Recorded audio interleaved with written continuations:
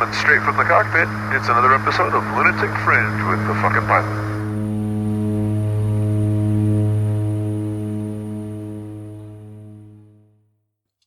Ready, set, go.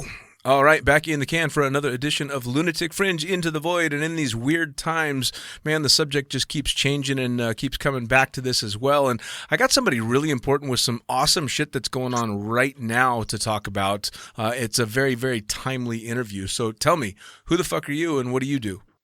Hello, man. My name is Julio Ruiz, and many of you guys know me for the guy that owns Liquid Sky jumpsuits. Yes, Julio with Liquid Sky, one of by far the most popular jumpsuits that are out there.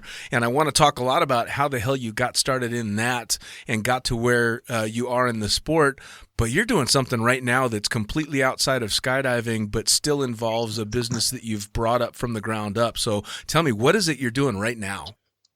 Well, right now, as literally, I am designing a pattern for another mask because we're getting a lot of requests of people for emergency masks right now. So I'm working on making masks, and we're donating masks, and we're helping as many people as we can right now. So that's what I'm doing right now. So I've literally got you via Skype on your cell phone while you're running around making face masks.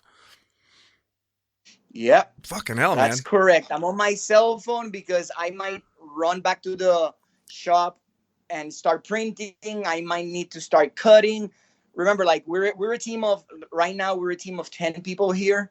I was able to bring most of my staff back to operations because what happened is that, like this started to get crazy, right? Oh yeah. And LA City shut us down, and they say like no one that it's a real necessity should be operating. Right. And I wasn't gonna stay at home doing nothing, so I started designing a mask. I came on the weekend to test it. I cut a few, I put them on. I said, you know what, this is pretty cool. I'm gonna make a mask. So I made a mask. On Monday, I started getting some information ready, and I called one of my sewers. I said, I need you to come here so we can time the mask. Because when you're gonna make a product, you want to make sure that you can make it in a specific time to determine how many pieces you can make per minute or per hour. You know what I mean? Yeah. So he came, we determined that we can make one mask in, complete mask in 5 minutes, let's say. Wow. And we have an amount of people. So he left. I started cutting. Going back 1 or 2 days, I have done some research of safety, filters, as much as we could, right, with an engineer that works on safety equipment, and he was helping me with a couple of things that I needed to know before I started producing a mask that was either going to be good or going to be bad, right? Right. So we're not making these masks telling people that they're going to be protected from any virus, right? Because we're not a certified facility to manufacture certified masks. Sure. We're just a facility that make jumpsuits and racing suits, and we just decided to start making masks. So what we did is we make as good as a product as we could. We're inserting a MERV anywhere from 14 to 16 filter, and these are like, there's no filters out there. I don't know if you know, but filters are lacking, masks are lacking, everything. There's nothing out there to find, excuse me. Right. And what I did is I got an AC unit filter, right? That has a very similar comparison to what an N95 is, practically the same thing. And I'm dismantling them. I take them apart, I put them on my laser, I cut them in pieces, and I put them, and I include it with a mask. Wow. So people can have something that is better than a neck buff. Because if it would have been something as easy as a neck buff, man, I manufacture neck buffs here every day. Sure. And I make neck buffs for a lot of people in the community of skydiving and other sports.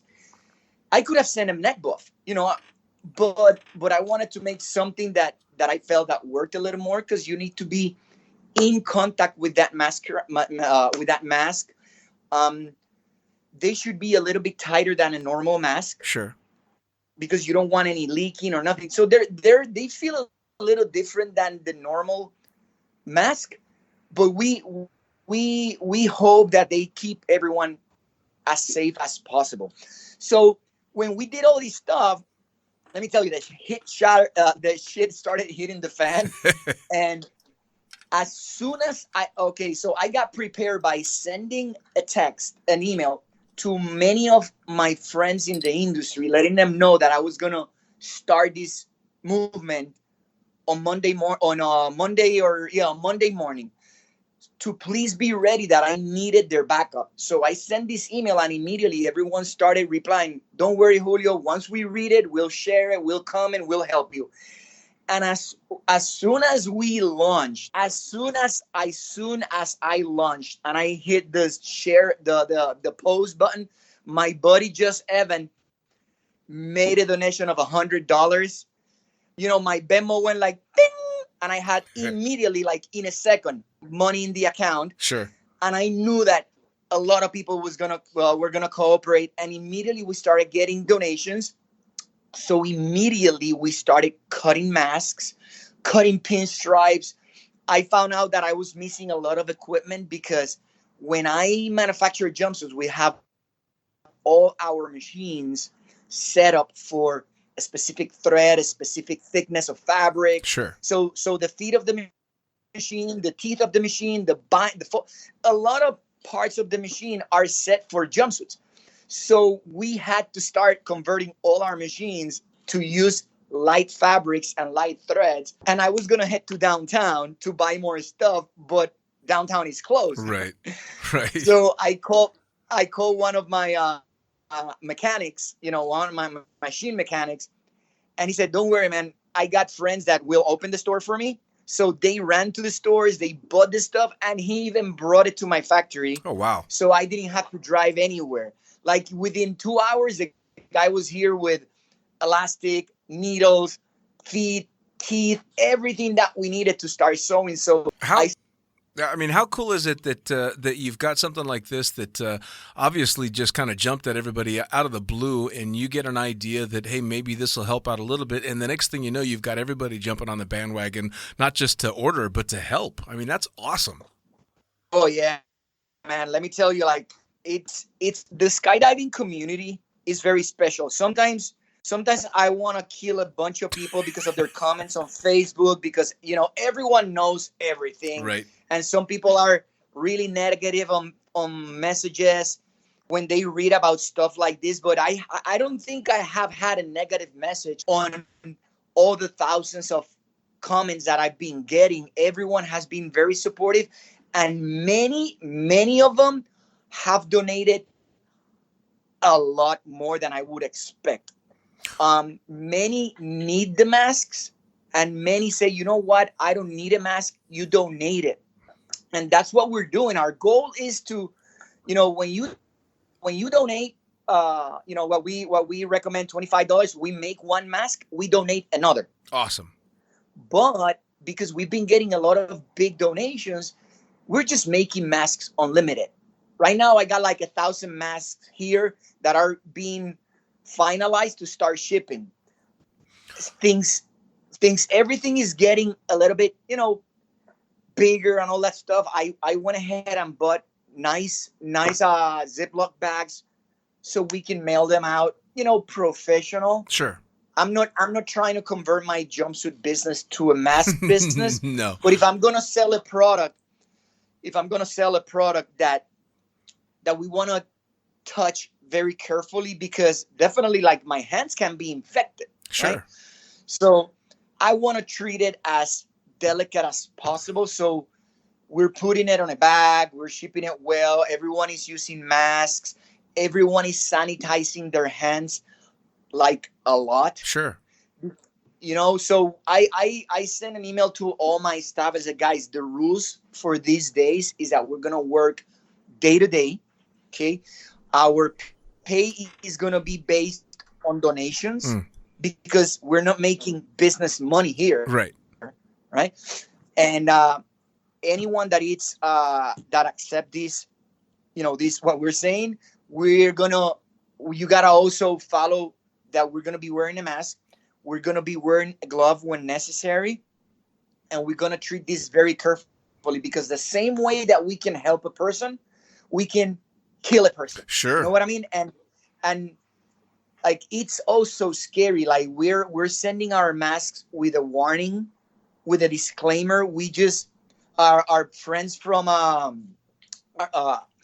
we got friends helping us everywhere, but James Labarry from our agency, it's helping us with a website.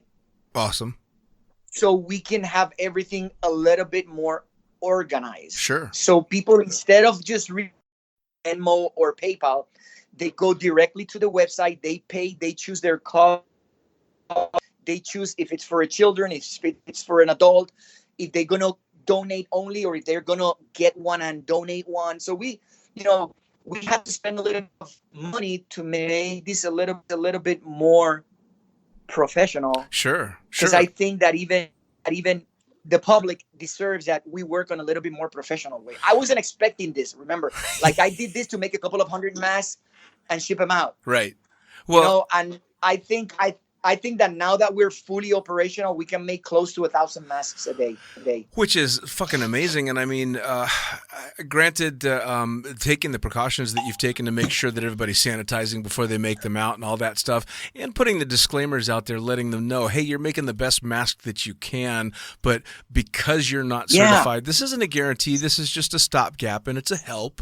And including that filter. And the medical people out there have already said that even if a mask won't necessarily keep you from getting it, it might keep you from giving it if you're infected. Yeah. That's the big thing. And I think that's the thing that a lot of people seem to be forgetting or overlooking is, of course, everybody's worried that they're going to get sick, but they're not thinking along the lines of, I might be sick and give it to everybody else. Well, that mask might not keep the germs from getting into you, but they may keep your germs from getting into someone else. And that's a fucking big deal. And I'm no scientist. I mean, I got a couple of degrees. I've studied the weirdest things that we can talk about that later. But a lot of people are telling me, why don't I put those respiratory filters on the mask? You know that, I don't know if you've seen like the little scuba diving filters on. Sure. It's like those filters are meant to inhale clean, but exhale what you exhale. Right. So if you're sick, you're exhaling the virus. Yep. I had an interview, LA Times or LA News or LA Times came to my shop, and I was talking to them, and I started not hyperventilating, but I was like, oh man, because I was doing an interview with a mask that doesn't allow me to breathe. And I had to like turn around, take off the mask, take a deep breath, and continue, because it's a little bit more restricted. It's got to be a little bit more restricted. The filter is right there on my face. Man, let me tell you, like, this is the one of the hardest weeks of my life running a business, because I feel really, really happy of what I'm doing. Sure. And I want to help. Well, and I want this to continue, this to grow, and that we don't stop making masks. People in the industry are not jumping, so they're going to understand that they don't need a jumpsuit right now. Right. We need to help the people in need. And if I have to work for the next weeks or month making masks, I got all over LA that has nothing to do. I'll double my operation. I'll run a jumpsuit operation on one side and a mask operation on one side. And it's not only a jumpsuit operation. We make apparel for a lot of people. We make custom designs for jackets, for movies, for a lot of different things. And we also make racing suits. Wow. Here. I mean, go-karting, not regular car. We're making racing suits for go-karting. Sure.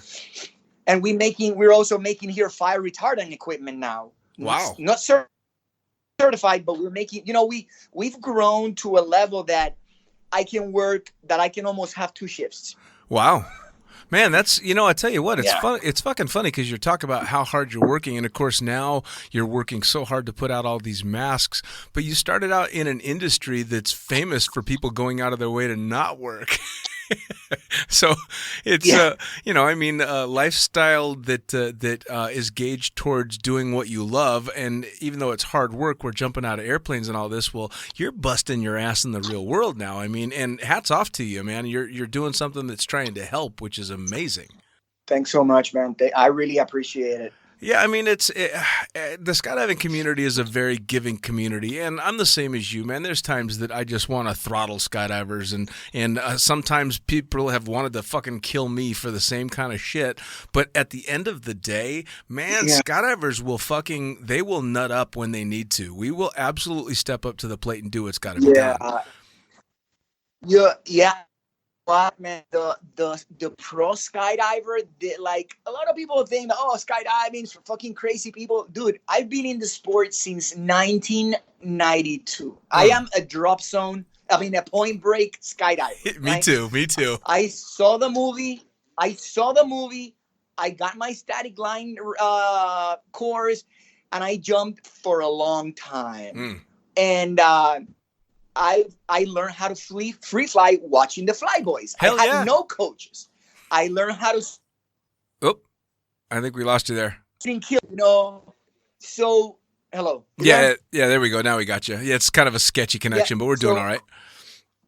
I'm gonna put you on just on the phone. Okay. Can you hear me better now? There we go. That's perfect. Okay. Yeah. I just took you out of speaker. So many professional skydivers have been posting their comments about how serious is this, and this is good because a lot of the newer skydiver listens to the older skydiver and the guys that are really well known in the sport, because even though a lot of people know me, more people know that skydiver that's out there. Of course, a lot of people know my brand, but not everyone knows me. Right. I'm still the guy that travels to boogies. And I measure hundreds of people a year at boogies. And unfortunately, till this day, I already canceled 6 events from this week to May. Like, I already had a lot of events and private traveling to different drop zones just to measure people privately, groups of 10 and 15. We had to cancel everything.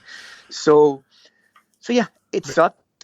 It sucks, but we keep on doing what we can to help, and I'm really happy to read all the comments and the text that now I have a person just strictly helping me with my Liquid Sky Instagram, with my Liquid Sky Facebook. I got another person reading our info email and our mask email, because we just opened a new email that it's called Mask at Liquid Sky Sports, and we have a new website that is launching up in a couple of days. That it's Liquid Sky. I don't even know. It's liquidskysportmask.com or something like that. We'll post it. I don't even know it.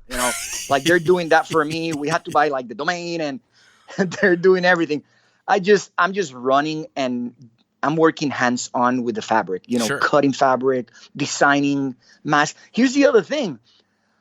I've been getting people say, hey, man, I want my mask custom with my logo so I can donate my masks to my local fire department. Okay, perfect. So I've been getting people ordering custom printed masks, because that's another thing. We dye sublimate here. Right. So anything that you need printed on fabric, we can do it. Oh, man. So we've been printing masks. I'm right now getting a new set of masks going for a client that showed up here at the shop and said, hey, I wanna get some masks. Can we make some samples? So now in the morning, I'm gonna print her a couple of masks. She's gonna approve. She's gonna come. She's gonna come pick them up today at noon, because I can make a couple of masks in a day. No problem. So she's gonna come pick them up, take a couple of pictures, put her on a website, and then tell me, okay, I need 100 masks, 200 masks. So we're gonna do it. What a fucking world we live in right now, man. Yeah, man. I just to be honest with you, all the masks that I'm doing for the donation purpose, none of them have a single branded and a single logo of Liquid Sky anywhere. And I wanted to do it like that because I don't want to take advantage. Me personally, when I'm using other people's money to give stuff out, to donate, I don't want to be putting Liquid Sky everywhere. People will know what to do when they get their mask, sure. and they're going to hashtag Liquid Sky mask as a thank you. Sure. So millions of other people out there know what we're doing, but I'm not sending a mask with a label, with a logo. And people are asking me, why aren't you labeling them? Because that is not what this is about, man. Right. Like, fuck, I make money out of making thousands of suits a year, right? Yep. And this is to fucking help the people. Well, and you're doing multiple and that's things what I with want that. people to understand. They're helping me because I don't do this only because of love. I love it, but I need to pay my rent. I need to pay my staff. I need to pay my house. So this is the best way to keep a business running. Sure. That was locked down, and now I can contribute by sending out thousands of masks. So they're not only helping everyone out there, they're helping my factory stay running. Sure. Well, that's the thing too, right? I mean, you're not just putting out the mask that potentially helps a whole lot of people, but you're also keeping your staff employed, which is a big fucking deal. Because we're staring down the barrel of a lot of people being out of work for a lot of time, and that's important. And the other cool thing, just from the skydiver perspective, is when you've got the LA Times coming to interview one of ours for doing something outside of skydiving for the community. That's really fucking cool, man. I mean, it gives you a sense of pride just to be a skydiver that there's those in our group that are doing that and being acknowledged for it. I think that's super fucking cool. I really do. Yeah. Thanks, man. It's a fucking weird world, and anything anybody can do to help in a positive way in or out of the sport, that's huge. Yep. And I'll continue doing it. Like I already got a pattern. I'm working on a pattern for scrubs because at some point we're going to need to start making scrubs and other things. And I'm getting ready. For that shit. Now, have you researched what it would require for you to actually be able to produce masks that are certified medically? You know what? Yes. And that's what many people out there in the industry are wanting to do. And I don't want to give everyone the bad news, but because I don't know 100%, but I'm almost sure that no one is going to get a certification. Right. Because most, these products should be made in a facility that is temperature controlled. It's not even a factory, it's a laboratory. Sure. Where everything is clean, everyone is wearing their masks and gloves. The floor is shiny and clean, it's disinfected.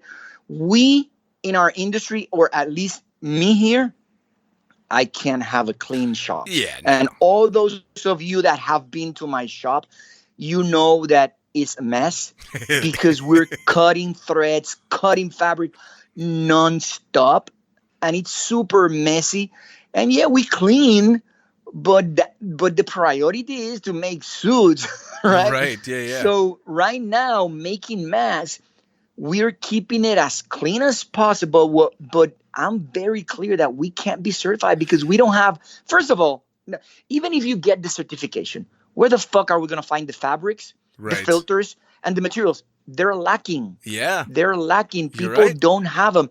I have a lot of contacts in China, in Hong Kong and all that stuff because I work with them when I buy my labels. Some of my products come from China because even babies are made in China and they're imported to the United States and we take them. You know what I mean? It's like everything is done in China. Oh, yeah. So I got 50,000 masks, N95 masks, on hold that they can ship to me. But not everyone has the money to invest. And I say, you know what? I want to buy 10,000. I want to buy 20,000, 30,000. And I don't have the money for that because even though they're very cheap, it's a lot of money. Yeah. You know, and that's the only way that I'll be able to get in my hands those masks. Sure. I emailed a couple of companies that they put on, you know, on KTLA News here in LA. Hey, if you want to help us, please call us or email us. And when we email, I get an email back. Hey, Mr. Julio Ruiz, thank you so much for your interest. If you meet all these guidelines, you can make our mask. And when I read the first one, I started laughing. I said, dude, really? No, I can't make your mask. You know, it's like every single requirement to work in a sanitary, healthy, 100% clean department, 0. Sure. You know, I'm a fail. Like, you know, those letters that they put outside on restaurants, that grade A, B, C, D, we're double D from what they want. Right. Well, you know, so, but I'm doing what we can, man. I'm doing what we can. I'm spending a lot of money just in filters that I don't even know if they're really, really working. Right. I just read specifications. The engineer was the one that recommended that to me. Sure. And we're putting them because maybe they'll work. Yeah, well, and maybe that's the thing help too. Us I mean, a little bit. and you've already said that, and again, the medical people have said that as well. That even if a mask doesn't keep you from getting it, it can keep you from giving it, and that's one of the big things to understand out there. You know, I'm sure LA is just like everywhere else right now. People are wrapping T-shirts around their faces. I saw the funniest fucking mask I've ever seen in my entire life. Someone cut the bottom out of a diaper, put it over their head, and then fasten the diaper around the back of their head to make a mask. Which I give them style points. It was pretty fucking creative, but but it's the same thing, you know. I mean, at least it's if you're coughing or sneezing or if you have any symptoms, wearing one of those masks protects everybody else, which is a big deal. Yeah, that's true, man. That's true. So I got to ask. So you started jumping in Puerto Rico and ended up working and building one of the busiest suit companies in the sport. How the hell did that happen? Oh, brother. So I'm going to go back in time and give you my background, right? Cool. So I always loved the idea of flying, like many kids out there, right? And I always wanted to, I loved airplanes. My brother loved airplanes and parachutes and all that stuff. My dad used to take me to a place that they jumped in Puerto Rico, and I saw these guys landing in round parachutes. And I think that the first person that I saw landing was breaking an ankle. Oh, shit. Which was pretty funny, but I didn't give a fuck. I was like 3, and I remember this shit. I was like 3 years old, I remember. So I moved from San Germán, where I was born, to San Juan. You know, I grew up. I was a skateboarder. Natas Caupas was my hero in skateboarding. And but I always loved the idea of flying. So one day I watched the movie, Point Break. Yes. Oh, yes. And I fucking say, you know what? I want to do this for a living. And I found out that Puerto Rico had a very small drop zone called Puerto Rico Skydiving Center. So I called them, and they told me, yeah, we have a rental airplane, and we do jumps every once in a while. We can book you for this date. First of all, when I called, I was only 17 and a half. So I had to wait to be 18 to get my parents' permission, right? So the thing is that after I got everything, the funny thing is that my dad was taking a dump in the morning, and I brought him the waiver. Dad, can you please sign this? He signed it without reading it. Smart man. And my mom, what was that? I'm going skydiving, and I ran out of the house, and I already had a course ready to go. Awesome. In Humacao, in the city that we were jumping, and I went through my static line course. Wow. And I fucking loved it. I mean, it was very different because you're really not skydiving, you're parachuting. Sure. You know, you're jumping out of a plane with a square canopy with a Manta 288 or something like that. Yep. And you're you know, and that's what you're doing. So I started jumping. The drop zone was so small that you had to be there like very early in the morning so you could put your name on a list to see who's going to jump first. Oh, no. Right? And it took me 1 year to make 22 jumps. Wow. Yeah. And, but the people there were so cool. Like, I still have a really good relationship with the DCOs. Now, is that was his name Jason? No, negative Ghost Rider. Nope. Okay, it's Butch Van Lewis and Millie Van Lewis. They were the owners of Skydiver. Okay, because Jason was the original owners. Nah, I don't want to talk about that too much because we're gonna start screaming and fighting. Many people know what's the deal. Yeah, fair enough. We'll skip right over that. Yeah, I heard stories. I end up being kind of like their almost, let's say, one of their biggest, their main instructor, tandem instructor. Nice. I never got my AFF. I didn't like that too much because there's, too much class and stuff, and too little jumping. I wanted to jump a lot. Right. So I was doing more tandems. I end up doing a lot of tandems. I shot some video, but there was like the main video guy. I was the main tandem instructor and a couple of other guys. The thing is that our drop zone grew a lot to stay being a small drop zone that was busy. We had a regular C182, and we also have a super fast 182 that did like 12,000 feet in like 12 minutes. Oh, wow. With 5 people, Wow. Yeah, really like wingtips, 3 blades, really nice airplane. It was Bravo. We had uniform, and then Bravo was the beast. Okay. And so I grew up in the sport, and I did a lot of jumps. I got like 4,000 jumps, but I haven't jumped. I stopped jumping almost. My career of jumping stopped when I started Liquid Sky. I kept on jumping, but wasn't jumping as much. I remember I was a weekend jumper. So all I got is 4,000 jumps. I got 2,000 tandems. I got like 100 plus base jumps. But I was never like what a guy does now. Like they do 1,000 jumps a day. I couldn't do that. I had a job. Yeah. I was a farrier. I don't know if you know what a farrier is. I put shoes on horses. Yeah. Yes. So I graduated. I have an associate degree in agriculture. Wow. And I specialized in horses. Okay. So I was putting shoes on Clydesdales. Wow. Now I'm 5'10", 170, working with a 2,000-pound horse. How long is my career going to last? Very little. All right. Because when you're shoeing a hind, which means that you're putting a shoe on a rear leg, right, that motherfucker is gonna start leaning on your back, and you're gonna start getting tired. Oh, and yeah. they like biting, and they kick.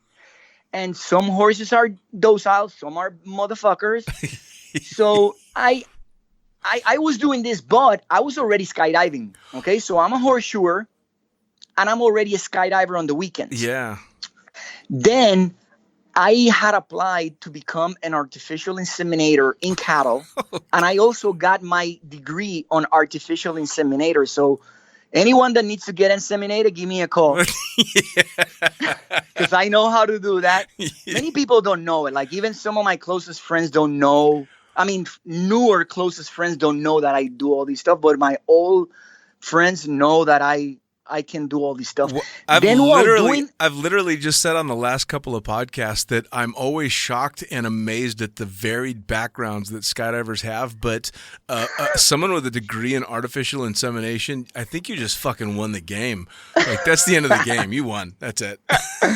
Dude, and then while doing all this shit, I never worked as an artificial inseminator. Okay? I only got my degree.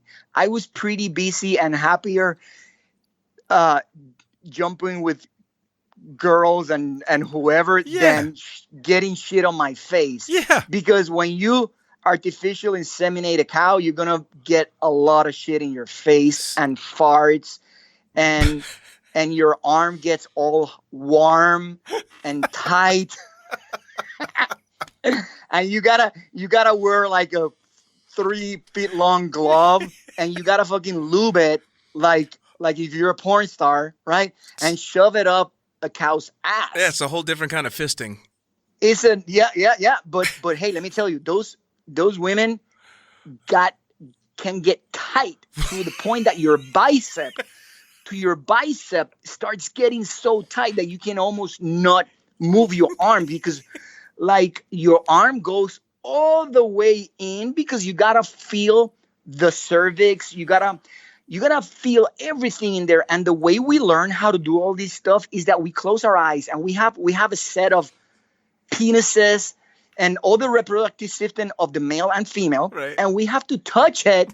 We have to touch it with our eyes closed to know what every part of the body is.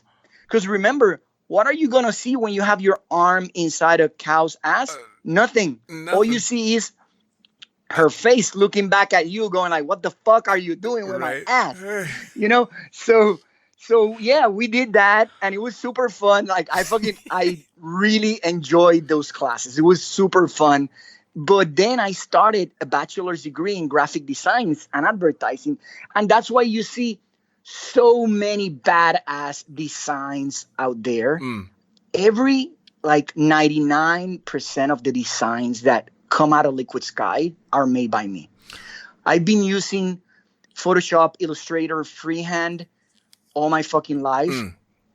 And I tell you, I can design fast and I can design good, and I'm really happy about that. And I'm a graphic designer. So when I went to school, like my teachers didn't know shit about what they were teaching. So I went to a small agency and I told them that I wanted to learn how to be a graphic designer. And they said, I cannot hire you, but I can give you a computer and you can kind of like try out and ask us questions. Right. So I did my own internship for free, you know, I mean, like, because I wanted to learn, and that opened the door to get hired to another agency. And I started working with them and helping them. And I kept on growing little by little to the point that I got a call from a bigger agency. And then I started working at a bigger agency as in the floor. They call it the floor when an art director finishes the job, they pass it to the graphic designer, and the graphic designer continues the job. Sure. But the art director that kind of like follows directions from the creative director, right? Right. You know, it's step by step. But the thing is that within 2 or 3 weeks, I got a raise because of what I was doing. Nice. Good. And I had a goal of being a really good graphic designer.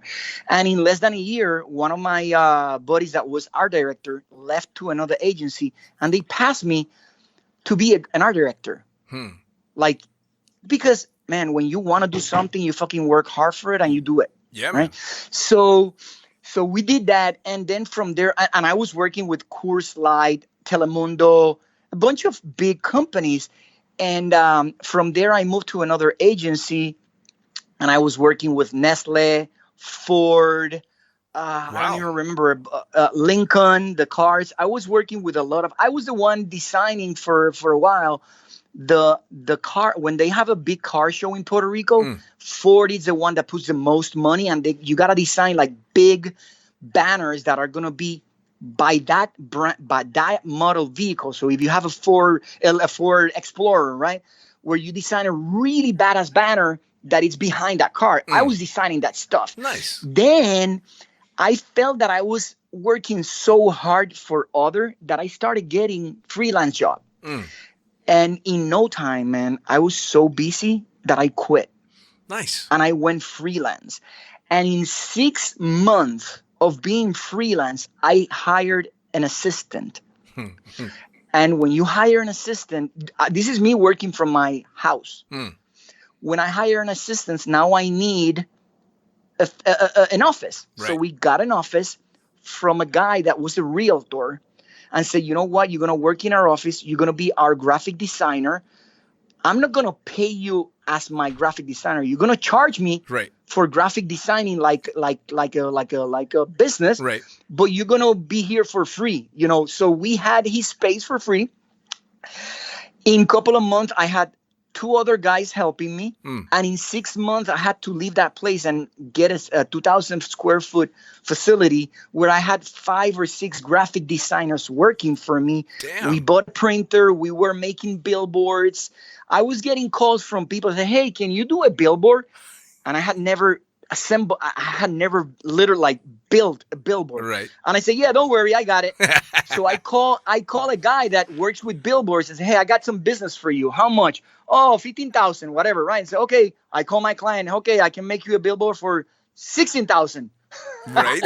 So you know what I mean? I started making commissions out of all these other things, and I started growing and growing.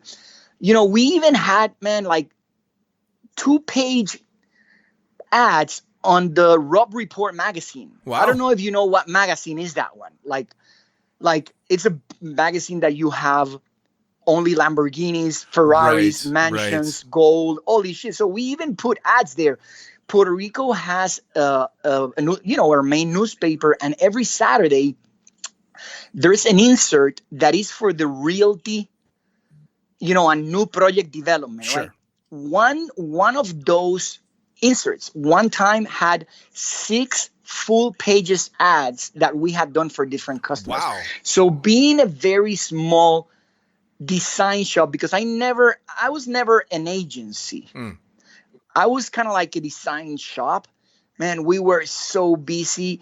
I have to thank a lot my right hand, Ramses. He was the guy that I taught, and now he teaches me. He's a badass. Awesome. And the guy that gave me that first opportunity, which his name was Gabriel Cole, and he gave me the first opportunity to work at his shop because he started getting me business from all his clients, his wife and sister-in-law. I started working with developers, with restaurants. We were designing logos for restaurants, designing shops for restaurants, and all these really cool places.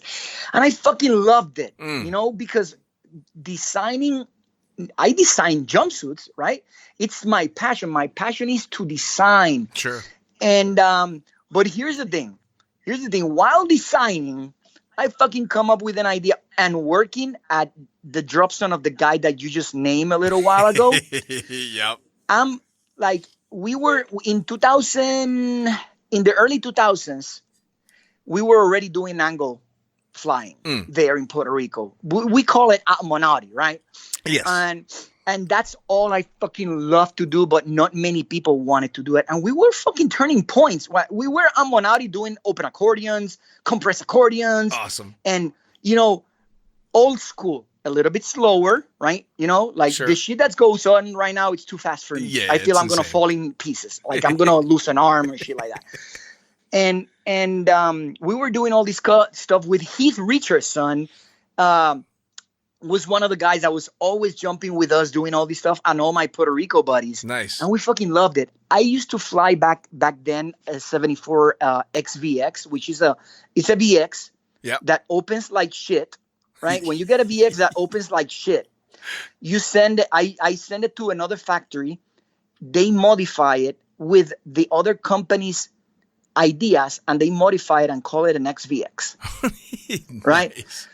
Yeah. So the company, the Chris Martin used to be the plant operator or something in Chaos, in Precision Aerodynamic, and he told me, Julio, your VX has a problem. Send it to me. I'll help you. So he made a non-cascaded lines. He put a brass grommets, a different slider. He removed the Icarus logo. So I had a hybrid, and man, I fucking love that 74. And I could go really fast. So I'm swooping, and I'm fucking swooping over the big tent that we have all the people waiting in line to do a tandem. And I'm like a foot from each person's head, coming at 300 mile an hour. Right. So I get kicked out of the drop zone that day because of fucking doing the cool stuff. Right. So I pack my shit with my wife, and we leave, and we go sit by the beach, and we start talking about how badass life is, and fucking let's do something. Sure. And I wanted to open a sushi restaurant because I fucking love sushi. Right. There you go. And I start brainstorming, and then we decide that we want to do board shorts and bikinis because I live in an island. Sure. And I'm talking, this is right in front of the beach, right? We want to come up with the business. And I'm talking to my my brother-in-law that he's a TV producer in Puerto Rico and said, why the fuck do you want to do sushi or board shorts and bikinis when you don't serve and you don't fucking know anything about cooking? Leave that shit to me because I have restaurants. Why don't you make jumpsuits? And so, oh, fuck, that was right there in my pocket, and I never thought about it. Right. So I immediately started researching. It took me a year, man, to find a supplier, to start testing. And immediately, man, I start working on this. Like within a day, my wife comes with a name called Lick. We were going to do Orbit jumpsuits. So I made this logo, really cool logo, which was really cool, right? Really fucking cool. I loved it. But she goes like, you know what? I think Liquid Sky is better. It's a nice name. And my wife has always been my fucking copywriter, you know, my personal copywriter, my creative mind with this. And she came up with Liquid Sky. And I think that within 10 minutes, I already had a logo. Oh, awesome. Well, I suppose you're the perfect person to be able to market your own company. Yeah, man. So I had a logo, and in no fucking time, I'm trying to work on suits. So Heath Richardson, I don't know if you know who he is. I do. He's still in the sport. I used to work with him at Cross Keys back in 2004. Yeah, so Heath is old school, right? He's really, like, Heath is one of my favorite flyers overall. Badass swooper, badass free flyer. He's a pilot. We're pretty good friends. And he gives me his Psycho Circus Firefly suit, which I was the dealer for Sherry at Firefly. God, right? We know all the same people. And I love Firefly suits, and I love Sherry. Yeah. Oh, yeah. You know, so he gave me his suit and said, hey, man, I don't know, maybe this works for you. Figure it out. And I started, like, getting ideas from that old school suit and started making something similar. And I made a suit for Adam Rosen, which I don't know if you remember Monkey Claw, right? Oh, yeah, very well. So Monkey Claw was, the crew from Monkey Claw was our best friends. I still talk to Patel, to Adam, to all those guys. I love them. We jumped a lot together. Like, we had a really good relationship with the Monkey Claw. And all those guys, I made Adam his first suit, which he quit jumping like literally that day. And I started making suits to my friends in Puerto Rico that wanted to experiment with me. Sure. And one day, and we had a boogie that one of my buddies, Hector Flores, wanted our drop zone to grow. So he made the boogie. He made a boogie, and we brought the Franken-Otter from Cross Keys. Awesome. Right? The original Franken-Otter. Like, it had pieces of every fucking color. And I meet Chris Fiala. Yeah. You know, right? So Chris, we became kind of like buddies, and he comes to Puerto Rico for a vacation. And he said, hey, dude, I'm going to be in Puerto Rico. Let's go for a drive. I took him to a yunque and all that stuff. And I had in the back of my car a couple of pens that I made, soup pens. And I said, dude, fuck, you know what? I jump in Elsinore. There's a boogie called the Chicks Rocks Boogie. Call this chick, Melanie Curtis. Talk to her. Maybe you can go there. Fucking call Melanie Curtis. In October 2004 or 5, I was at fucking Chicks Rocks with a suit that I would never sell to the public these days. Because right now, looking back, it's a piece of crap. And I sold like 20 jumpsuits in one fucking weekend. Wow. You know who my first clients were? David Gershfeld. Nice. I don't know if you remember Gershfeld. Oh, yeah. David has one of the first Liquid Sky suits. A lot of people from that drop zone, jumpsuits, Lelo, but jumpsuits. Melanie Curtis got a jumpsuit. Like, I started working with Mel practically the first weekend of Liquid Sky. Melanie was a belly flyer. She wasn't a free flyer. Yeah. But she was this awesome vibe. This woman has the most awesome vibe in the sport that I knew that if I got her a suit, she could help me. Sure. So she got a red, yellow, and black suit. And I got so many orders, and I started getting so well known that I started making a lot of suits. And Oregon was in the industry just before us. Sure. Oregon, I always give credit to Oregon because Oregon was the company that stepped it up and started making awesome fashion jumpsuits. Yeah, sure they did. And Nancy, I don't know her, but I've always said that woman did a big change in the sport where she turned it from old school looking suits to fashion looking suits. Sure. When I saw Dave Brown's suit, I said, fuck, that thing is beautiful. Yep. So it was an opportunity to me to get on that boat and start making suits. I went to Quincy and Rantoul a bunch of times. And I had some of my suits, and I saw people say, what brand is that? Oh, this is a brand that we're making, blah, blah. So we started growing and to the point that Dave Brown one day calls me, hey, man, my name is Dave. He never said Brown. And I want to buy one of your jumpsuits. And after we're talking that I took his order and all that stuff, then I found out that he was Dave Brown. And one thing that I liked about him is that he never asked me for a sponsored suit, even though he was a really well-known. He just wanted to buy a suit. Sure. And that made me respect him more. Of course. Because he never came to me like many people that want free shit. And that's what sucks about this sport, that people want free shit and they don't do shit for you. Right. The guy wanted to buy a suit. He bought a suit and then say, man, I like it. I want to get another one. So you know what? You're going to get another one. You don't want to get another. You're going to get another one. Right. So I sponsored Dave Brown and I started growing with athletes. I started sponsoring Luis Prineto. I met TJ Landgren and a long time ago, and I made him an offer. But TJ's also another person that I fucking respect like no other jumper in this world. Sure. TJ said, you know what, Julio, thank you so much for your offer. I've been working with Sherry for many years, and I'm super happy with her suits. Right. I don't need a suit from you. If I ever need one, I'll call you. I don't know what happened. He called me. And TJ has been with Liquid Sky for fucking practically since the day we started. MX Halsey, Bill Halsey, you know MX? Super fucking badass ninja that can do it all.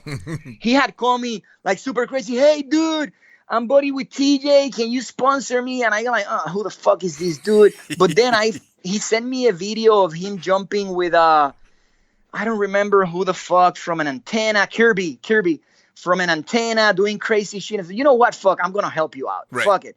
And I started creating these good, badass jumpers that were getting me a lot of business. You know how I met Junior? How? Thank you, Junior, for hooking us up with this interview. Junior won a pair of swooping pants from the swooping events that were happening in Florida. Right. That Jim Slayton used to organize, right? And Junior won a pair because we were giving out one pair of swoop pants to the first or closest to first non-sponsor athlete. Cool. Right? So Junior won a pair, and that's how I met him. And I'm telling you, like, I was in Puerto Rico making suits for 3 years, and that's when I met all these guys. And like, to the point, like, Junior's my brother, man. Like, I fucking love Junior Ludwig. He's really, really good dude. Oh, yeah.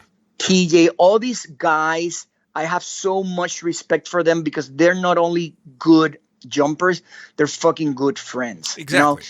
And I never flown in the caliber that they fly, you know, but they're badasses, and they took me as a friend before even being like their sponsor. Sure. Like I have personal conversations with TJ outside of skydiving because we're friends, sure. You know, and TJ, when he needs something, he will get it because, you know, so and that's why I like about many of my athletes that they're not only an athlete, they're my friends. And I have a lot of really good athletes in my team. I mean, like, we sponsor so many fucking people. It's stupid. Like PD Factory Team, Team Alter Ego, a lot of individuals. I fucking love seeing the podium when you go to a swoop meet. And, you know, a podium normally has, 3 spaces, right? 1, 2, 3. But they normally put 10, right? Right. So you count 9 are wearing Liquid Sky swoop pants, and they're not all sponsored by me. Most of them are, right? But it's so fucking awesome to see world champions, good good people that good ambassadors out there that represent the brand. I fucking love it. Absolutely. Well, and especially coming from as a small drop zone as you originally came, and the variety of careers that you've had to push your way through to being one of the most well-known brands of suit manufacturers, not just in skydiving, but again, all the other stuff that you're doing as well. It's fucking amazing. I mean, at one point you had your entire arm up a cow's ass. And now you're making swoop pants for some of the most successful swoopers ever on the planet. I mean, you've absolutely pushed forward doing all this cool stuff, and again, you and I come from the same skydiving generation. We both come from the Point Break generation, and I'm sure you know a lot of the same people that I know. I'm sure you know Danny Kuhn used to go out to Puerto Rico. Oh, fucking Danny! Danny has the first pair of swooping pants that I ever built. Does he really? Rasta. Fucking Danny is my buddy, man. Fucking Danny did Kuhn. A bunch of videos with me too. Danny I is met so badass. Danny. Dude, I fucking love Danny, man. Danny fucking and I, badass swooper.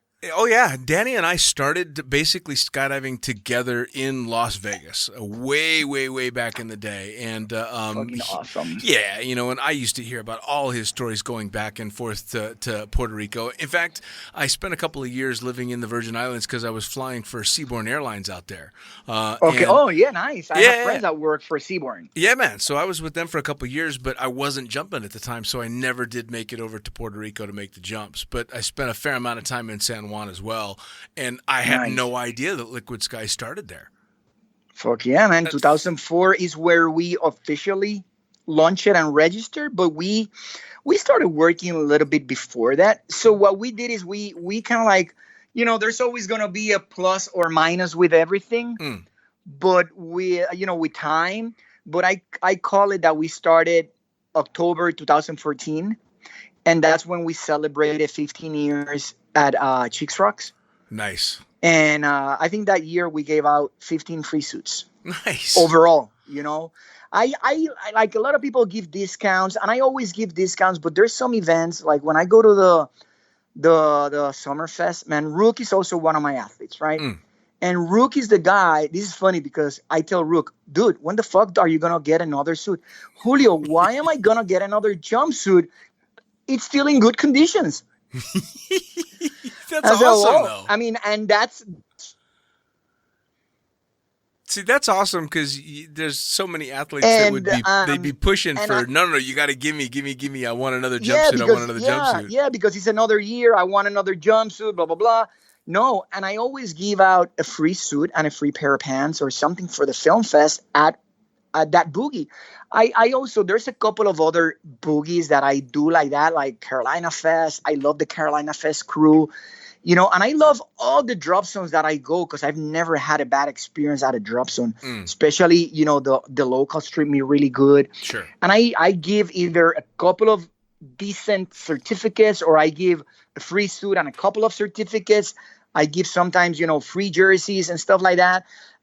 I mean, you know how much money I've spent in advertising in magazines? And I'm sorry, Cola, and I'm sorry, Parachutist, but I've never invested. I've never put a cent because even though I believe that's important, my biggest promotion is my athletes that are out there walking, so I always post on a person. Well, see, and that's the thing, though. I mean, give a person a suit, I get many sales because that person is wearing a suit. Of course. Well, and at the end of the day, I mean, trust me, I know Laura and Cola quite well. Neither of them would be the least bit upset that you didn't advertise in the magazine, man, and I know Cola really well, and we know each other really well. I think that the last canopy that Cola sold before she left PD was my wife's canopy. Nice. Yeah, and my wife was never able to use it because she got pregnant when she got it. But no, I've known Cola for a while. And Laura, and yeah, I did a couple of ads, not jumpsuit related with her, and we got a good relationship, but it's one of those things that I have a different mindset in the way that I advertise. That's my background. And I think that everyone already knows who I am. Sure. And it's more important for me to give out a free suit to someone that really needs it and really is going to represent it. Sure. Also to help the women in the sport. I got a lot of really good girls that fly Liquid Sky. Because women, man, like I can make a really sexy suit for a girl, and there's nothing better than seeing a sexy skydiver in a jumpsuit. Isn't that the truth? A girl with a good fitting suit. Well, and I'll tell you what, you and companies like Liquid Sky and companies like Oregon, they kind of were the transition into the modern skydiving look, because you and I came up when, if you were a badass skydiver, chances are you looked like a dirtbag. The dirtier the jumpsuit and the more fucked up the rig, the more hardcore that must have been. You were jumping, so you were a badass. Then it's somewhere along the lines. And if I think back about it, again, it was Oregon and Liquid Sky, and this is the 2004 time frame. All of a sudden, people were showing up in jumpsuits that looked like they were hopping into a NASCAR, and they were hopping into Formula One, and you're like, fuck. Jesus Christ, that's a badass jumpsuit. And one of my good friends, Steven Jackson, that goes by the name of Jacko, showed up in a jumpsuit of that style, and I'm like, oh fuck me, I'm never gonna get laid again. Yeah. I'm like, fuck me, I gotta have this jumpsuit now. Forget how you fly, dude. It's how you fucking look. Right. You just gotta look sexy. Which is the best for an average skydiver like me. Yeah, man. Look, we when we were starting to make like these sexy cuts on suits, I had a client girl that I was fitting her for a jumpsuit, because I get a lot of walk-ins here. Sure. Like right now, I've seen like a million cars walk in front of me because I have a storefront in Burbank Boulevard, right? Okay. And I get a lot of walk-ins from Paris and Elsinore. I get people that fly here to get measured.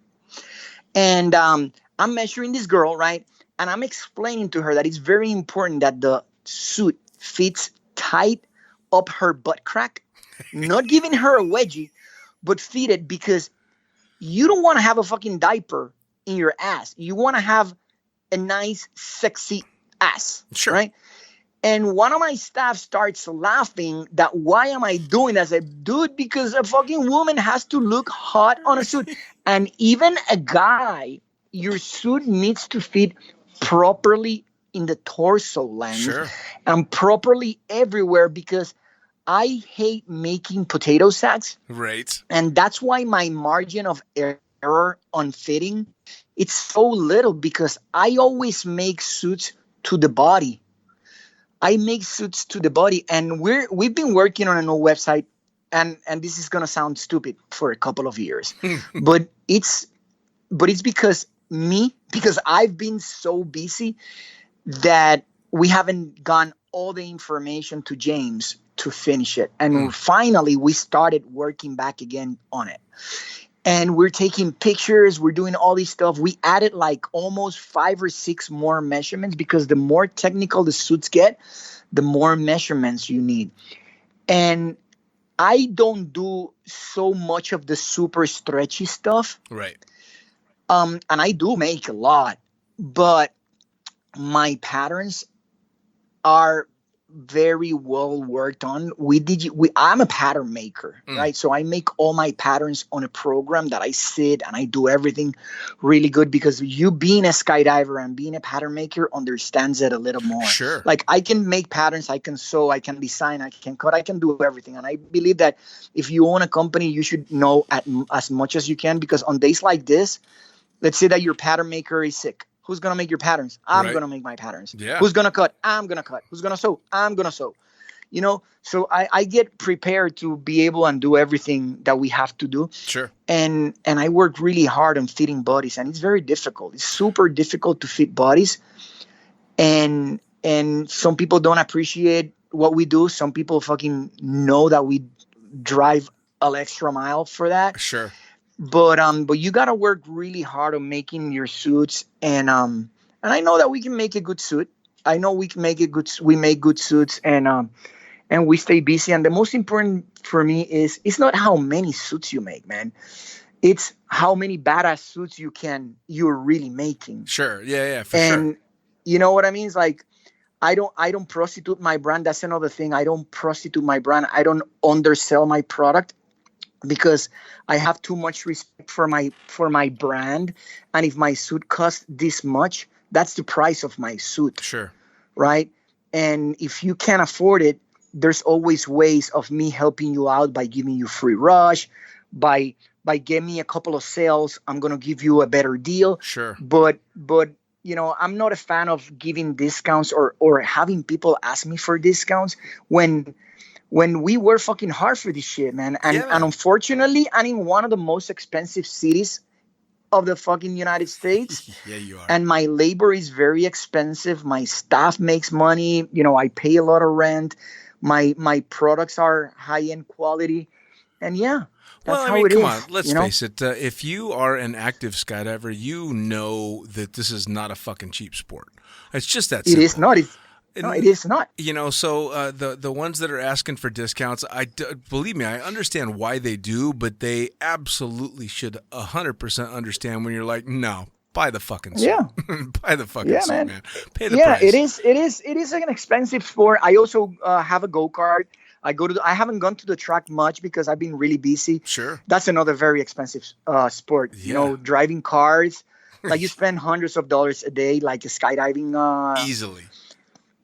So, but it's so fucking fun, man. I have 3 downhill mountain bikes that I'm not using. I have my tag go-kart that I'm not using. I only have from skydiving, I only have my 2 helmets, my canopy. I don't have a rig. I don't go to the tunnel. I don't have a suit.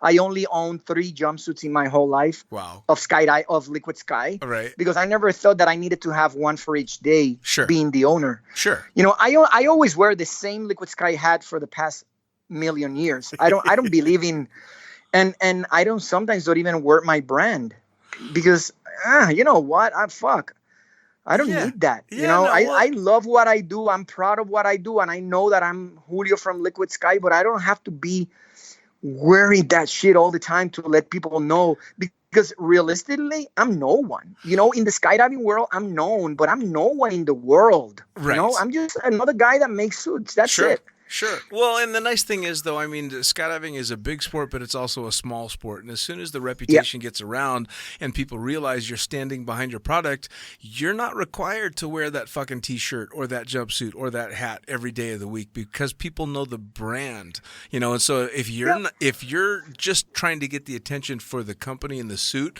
and not yourself, then you're doing it right, man. I mean, fucking hats off. So as we wrap things up, tell everybody once again how they can find Liquid Sky, how they can get a jumpsuit, how they can get a mask, and what's coming up.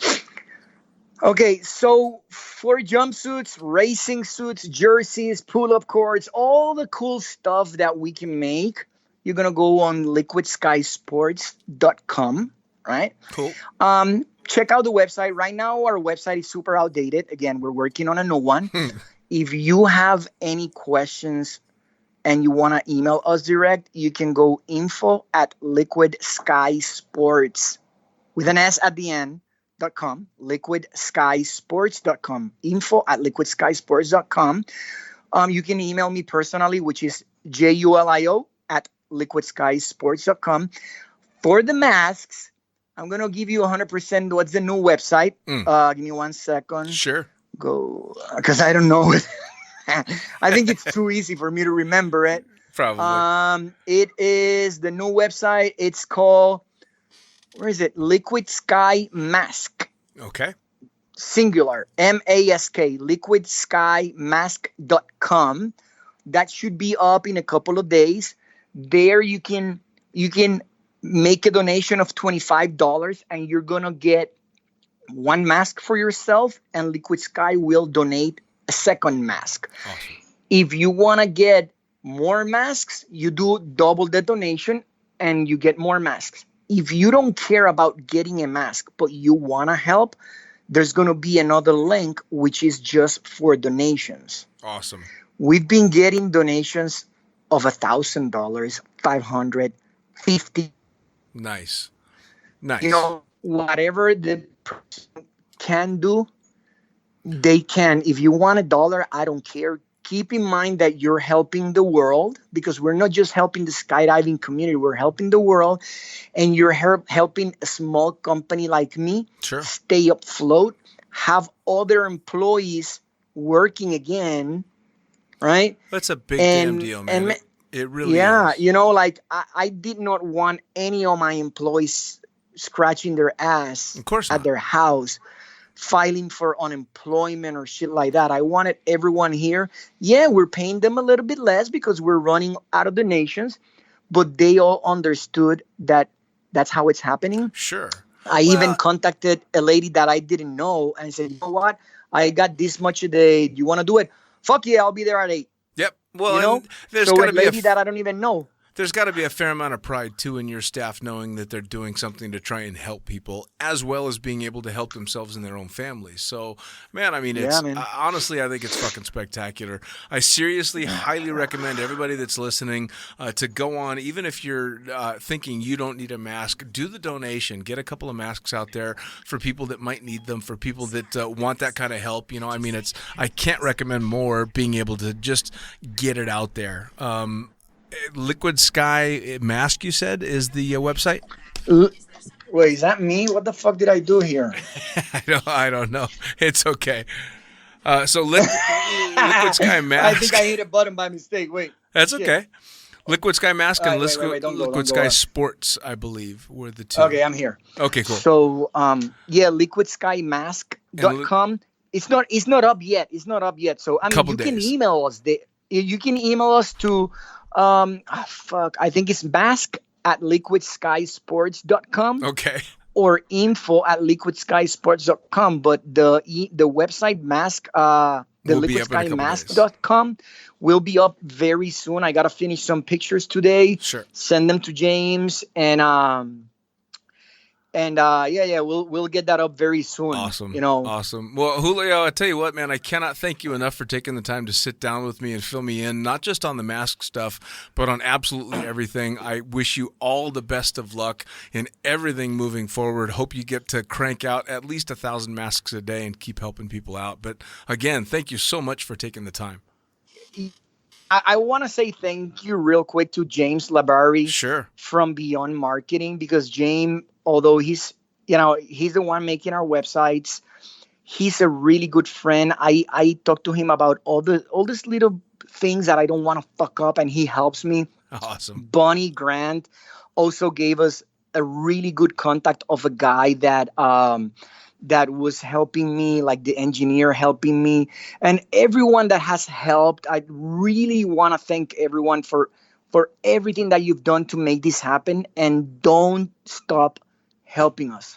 Awesome. All right, so we can continue. That's all we want, man. Like, people to help so we could help. That's it, man. And that's what it's about. And again, I can't thank you enough for not only helping to give the skydiving industry a good name outside the sport, but the work that you're actually doing day to day, man. Thank you so much. Cool, man. Thank you so much. Take care, brother. And there you go. Another episode of Lunatic Fringe Into the Void. Thanks for joining. As always, brought to you by the greatest magazine in the known universe, Blue Skies Mag. Head to blueskiesmag.com where you can subscribe to the magazine, catch all the cool new shit that's going to be coming, as well as submit those photos, those article ideas, buy all that cool swag. Head to blueskiesmag.com to do exactly that.